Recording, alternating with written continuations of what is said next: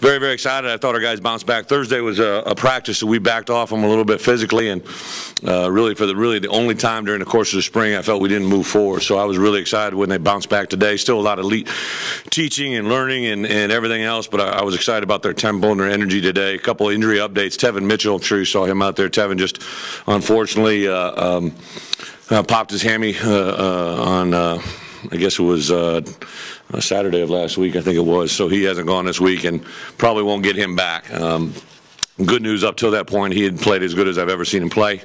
Off the field, everything was going in the right direction.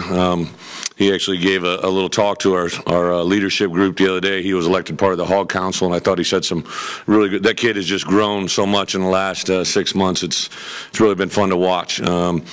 A couple other guys got banged up. Drew Morgan got a gash on his calf there and actually came back in practice, so he obviously wasn't affected that much by it. And then I can't think of anybody else that didn't go, but shuffling some guys around in the offensive line, obviously at the center, trying to find our best combination there.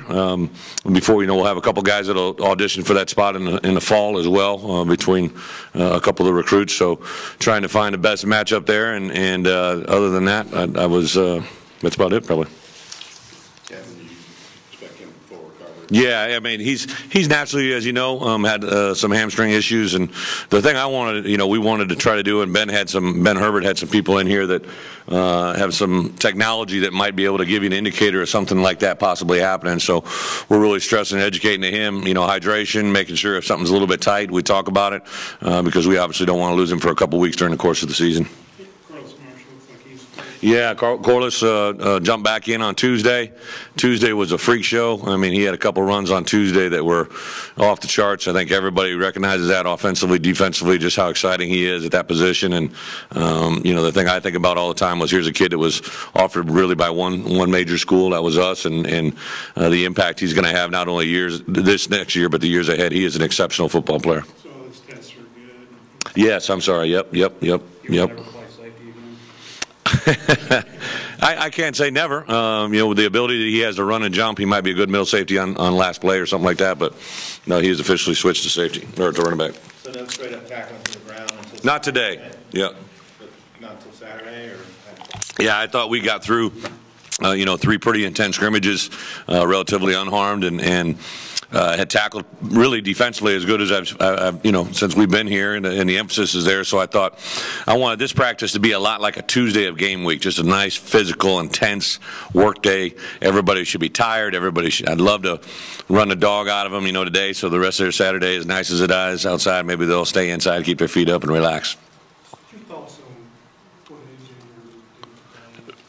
Well, I'm sure you guys probably saw it. I mean, the kid is talented, amazingly. He reminds me so much of a young man I recruited that played for me, Dallas Clark.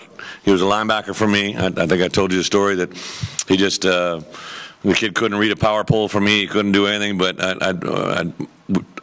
when there was a coaching transition, I said, why don't we try him at tight end, and next year he's all Big Ten, next year he's an All-American and a first-round draft pick. I'm not saying he's going to be all that, but the transition has been as seamless as I can imagine. Not just catching. I mean, it's amazing to me how well he catches the ball. I mean, just absolutely blows my mind, because that's not an easy thing to run full speed in traffic and catch it. But what he does in the running game, other than when he has to block 86 makes you look silly a lot of the time. But just his wraps, his inside out, his pulls, his pass pro, his understanding. Now at the quarterback position, he's had to get it all, so it's kind of really helped and accelerated his learning. But I'm just so excited. He changes our offense literally overnight. Have you decided how you're going to split up the rosters for Saturday? I haven't decided exactly who on what. What I'm going to do is just really ones against the world. I think we are at a point now where I just want our ones to play together consistently and see where that goes. That'll be pretty much the first half, and then the second half, obviously, we'll rotate some guys through. We'll have some kicking at the end of the at the end of the first quarter and third quarter. We got a couple special visitors that might take some reps with us from the line of scrimmage. It'll be fun, I think, for everybody involved, and see where it can go. I'm not coming out with a cat. That's already been asked. You know what? I'll keep that under wraps. I've talked to some people involved, and this is one of the few times a year where we can involve some interaction without penalty, and we'll take advantage of it. How much is Saturday about you guys, and how much is it about showing to the fans and just to the I appreciate what you're saying. Saturday is all about us getting better, and I want the fans to show up. I'd love to have a great crowd. It'll be a good recruiting day for us, but it's about the reason I go ones against the world really is just so those guys have continuity of playing together and living. I want our one defense to be on the sideline when our one offense is out there and realize when they drive the ball and score, they got to go out and shut them down, on vice versa. If our one offense stubs its toe and throws an interception in the red zone or puts our defense in a bad position, I want them to go out and I want them to feed off one another. So whatever fan interaction is there, that's great, but that's not high on my priority list. How far off is the running game right now from where you want it to be? You know, we put in. Because of the lines. Yeah, I feel really good. Left tackle, right tackle, I feel pretty good about those positions. Right guard, Denver has had a good spring. I think he can be better once he wasn't involved in all the winter conditioning. He had a hammy that was bothering him. He came back a little. He's got to play himself in shape. I think left guard and center are wide open for people that want to take advantage of it. Our run game, I think 32, 3, and 33, really all of them probably have a play or two that they're best at amongst the group. So the more we can kind of rotate that through and better ourselves. Cody Walker also, I think, showed a valuable play at tight end. I couldn't be happier with 84, 11, and 83. I think those are 3 tight ends, and then Volsky plays a role as well. So it's just we've got so many more tools than we had a year ago in the bag of tricks that I think Coach Cheney would like to go to that does some things. And then number one, you saw that today too. I mean, Jared Cornelius continues to impress. In terms of mindset and morale, you think you've got everything out of the spring you could have hoped for as far as the bounce back? I think our guys work without making a big deal of it. They just come out and they know what we're expecting them to do and how we're expecting them to do it. I think I lost my mind a little bit today. We jumped a couple times on second down calls, and we were perfect on Saturday. And we just can't have that regression. Once we do it once, we expect it to be there the next time we go out there. So we're making positive steps in the right direction. I think the emphasis of ball security, Hauganese, and football IQ are really, really prevalent. So I'm happy, but I guess the way I look at it, to be quite honest, we got 3 practices left, and I want to get better. What do I think of the what? You know, I don't know if I zone in on him enough during practice to say right now. I think there's definitely some things that is good to see. Austin had some success in the 2-minute part. You know, I know BA didn't have success in the 2-minute segment there at the end, but during the course of practice, he threw some very, good, accurate balls. But we just can't have that wide open guy not come down with the reception. I think we're at a point now, too, the quarterback throwing the ball has a better confidence level that the guy that he's throwing it to might catch it. As silly as that may sound, and I'm trying to take a punt or a little swipe, there's a certain amount of faith when a quarterback believes when he's throwing the ball it's going to be caught, and how much that affects the timing, the decision making, and the faith in the play, and that goes a long, long way. Other than foul lines, they're concerned about defense. Yeah, I think Hodge needs to lose weight. I think he and I together need to have that as our soft season objective. He is a guy that I think is extremely powerful. He has great presence in the run game. He's just got to become more sudden for more plays. I think that Tywan Johnson brings us something inside there that's a little bit unique. He doesn't have the size or the girth, but he's a very explosive player. And as visitors have come to practice that I really respect and appreciate, and they watch defensive film, they keep talking about 94 showing up. So I think that's a good thing. Obviously, we have 2 defensive tackles that we think might be able to come in and help us immediately in the recruiting. So it's going to be fun to see that pan out. What's your take on the young defensive ends? Obviously, Flowers is entrenched. How do you feel about finding the other guys? Dietrich has at times been very, very explosive, a little bit more disciplined than he has in the past. We've played him over at the heavy end spot, so he's kind of feeling his oats. B. Lou, to give him credit, he will have surgery as soon as spring ball is done. He's got a bum knee that needs to be taken care of, so he's gotten through some pain, I think, and some swelling. He's a tremendous kid that I think has got great upside. Jamichael kind of goes back and forth whether we're going to use him at end or we can possibly use him inside. Tevin Beanham, unfortunately, you saw him out there today. He has missed the last couple practices with a concussion. So he is a guy that I think can make some big gains in a short amount of time. How does Duwatch is he getting any closer to embracing? I was happy to see him make that play today. we've thrown some things to him. He surprisingly has caught the ball extremely well in the kicking situations, punt return, kick return, which is another role that we would love to explore with him. But I think it's getting better for him. I'm not saying he's doing cartwheels down the hallway quite yet, but I think he realizes that he might be able to capitalize on that position and be good at it. You said 2 weeks on him there. Is he going to stay there? Well, he started late, though. I said 2 weeks, and he waited 4 days to do it, so technically I got 4 more days.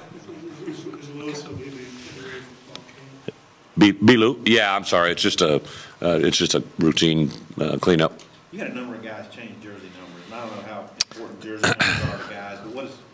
Well, I didn't let them change jersey numbers here. I have a certain philosophy in letting guys earn what they get, and on the same account, if a guy's got bad mojo going, maybe he's had an injury or something like that, I oftentimes will suggest maybe just making a transition.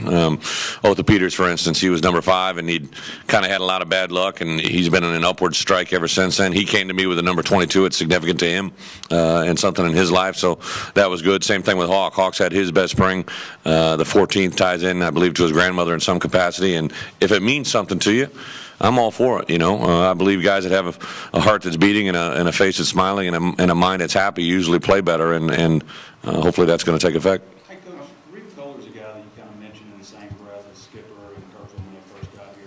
But what's he doing right now? First he was, I think, injured in the fall, which set him back quite a bit. He did not get a lot of developmental work. I think he needs to get himself in better shape. For him to play here, he's got to play at a higher tempo, not just physically, but just mentality-wise. He needs to kind of step it up a little bit. He's a great kid. He does everything we ask him to do, but for him to get on the field, he's going to have to make a tremendous jump in the offseason into being on the field, having enough ability to be with us on the field. How far ahead of you are you this time compared to last year? Well, as far as I don't mean to disrespect the question. I would say that we're light years ahead of where we were a year ago as a football team. As far as ahead or behind in the spring, I don't really put a huge emphasis on what we get in, more of how you play the game and how you practice and how you prepare. We have all of fall camp to kind of get our packages in. Now, we've got limited packages in on defense and offensively, but where we are as a football team, I think, is light years ahead of where we were a year ago. What kind of spring is Keon Hatcher having? Good. I do know that he missed that last series. Hamstring got a little tight, but from January when we came back to where we are today, always up in the offices. He's really a positive voice in the huddle, off the field, doing what we ask him to do. I think he's felt the pressure of 81. 81 can play, and Cody's been behind him. And now we repped Cody at some new positions today, so I think he's realizing, hey, there's some new Cowboys in town that want to play in my rodeo. So I think that's made him a little bit better. I can't say enough about his just demeanor and approach, but he's got to get better as a football team. He jumped off sides today, and we can't have that. How have you thought Smothers done? Mitch has been one of the pleasant surprises, I think, in the interior line play. There's been a little bit of QB center exchange issues, but I think that's just a matter of getting used to one another. I don't think it's an issue necessarily. I thought Coach Chaney and Coach Pittman had a great idea. They went, we forward cammed his snapping and the quarterback's hands close up, right up there, and saw that he was kind of cocking the ball a little bit, and the quarterback was adjusting his hands, and it was tough to get any consistency. So that has been a non-issue the last 2 days. So I'd give a lot of credit to them and the coaches for figuring that out. You mentioned last Saturday you might do some Auburn and Texas Tech specific work. Did you make progress on those? I did. Today we did, obviously, and then on Tuesday and Thursday it wasn't really just Auburn. It was I would say more along the lines of what we don't do from a defense standpoint. So if you look at 3 of our non-conference games. You look at Northern Illinois, Texas Tech, and then of course Auburn, because we played them early. All 3 of them are spread up-tempo games, but they're all 3 completely different quarterback or different type of offenses. So it's more along the lines of getting reps for our defense against things that our offense doesn't do. If that makes sense. Take a few more, guys. Arcadice, he's still. Yeah, Arcadice will not be with us. At all, as far as I'm fairly sure that it's out of my hands. He did obviously. You take responsibility for your own actions, and there's just some things in place that I won't be allowed to have him back on our football team. So he's off the team. Mm-hmm. He's here in school. We'll support him everything we can do academically, and getting all the tutors. And if he wants to move on, to help him find a home beyond Arkansas. Just how do you feel? I mean, I know we want. I feel terrible. It hurt. It hurt a lot. Going back to when Coach Partridge was here, he's a kid that had some issues before we got here, and he made some strides. And then the final straw was a very, very sad day for me. I called him in, and as much as it tore me up, he said, "Coach, I laid my own egg. I did my own things. I make my own decisions, and you don't have to feel bad about it." But anytime, the worst part of my job, I hate losing, but to sit on a couch with a kid or sit in an environment where it's you and him, and you realize that you're removing him from your team and you're going to forever change the path of his life, is a very, very tough day. If you care, and our coaches care, I care. So we want to try to make the rest of his life as best as possible. Last one? Quarterback, I know you were excited the first, say, 3 weeks, but how We know up until today, I would say Carroll didn't have a great day today. He gave up 2 third-down plays I saw, and during 2 minutes he kicked the ball, which I'm going to have a very private conversation with him about. But he has come light years from where he was a year ago. Tevin Mitchell had been playing extremely well. Will Hines did some really good things out there. DJ Dean, Jared Collins. So from a year ago, where I'm like, geez, if we could just get one guy to rise up out of that group, I think we have 5 guys with Chris Murphy and the possibility, I think, of 2 freshmen coming in that might have the possibility of helping us. We've talked a little bit about certain guys maybe moving from corner inside to safety just because we're not real deep there. But the effect that Coach Jennings and Coach Smith have had on our secondary is very, very obvious and very much appreciated. Who are the guys that might possibly move to safety? You know, I would rather not say just because I don't want to discredit. We're keeping them at corner. I, as a coach, always want to get my best players on the field, but there's some guys that I think that if they can't help us at corner, maybe able to help us at safety or nickel. Yeah, about Coleman, is he pretty much a linebacker now? You know what? What we're doing there is we did some quarterback run game prep, and I wanted to get him at the will linebacker just because he's a guy, if we're playing a 10 or 11 team or 11 that looks like 10, that we could use him in the linebacker spot but have DB skills. And we know that TQ is a very powerful, very he likes the physicality of the game and can run. And I think the part that we're trying to do is find him. He's more engaged right now than he ever has been. I know he sent out a tweet that we had to put him on Twitter arrest, but he I think just a kid that I know loves to compete, and if he does well on the field and continues to do well off the field, we'll find a role for him.